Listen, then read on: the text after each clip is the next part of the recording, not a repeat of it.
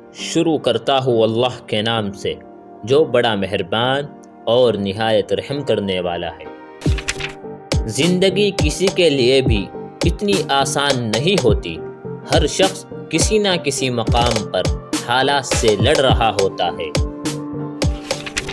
جن کی کوئی عزت نہیں ہوتی وہ دوسروں کو بے عزت کر کے فخر محسوس کرتے ہیں۔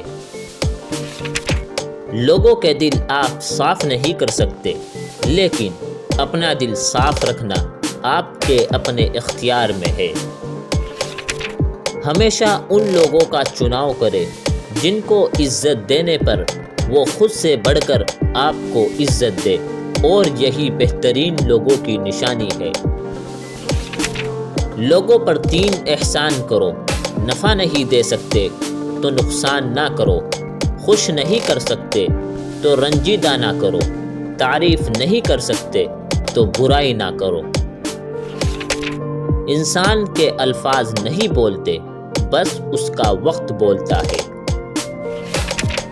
انسان کی فطرت ہے کہ وہ کسی چیز کی قدر صرف 2 بار ہی کرتا ہے، ملنے سے پہلے اور کھو دینے کے بعد۔ چھوٹی چیزوں میں خوش ہونا سیکھیے، بڑی چیزیں خود ہی آپ کا مقدر ہو جائے گی۔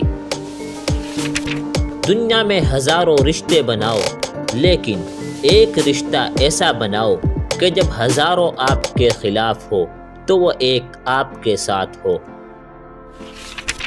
ہمیشہ اخلاق سے بات کیا کرو، کیونکہ انسان پر سب سے زیادہ مصیبتیں اپنی زبان کی وجہ سے آتی ہے۔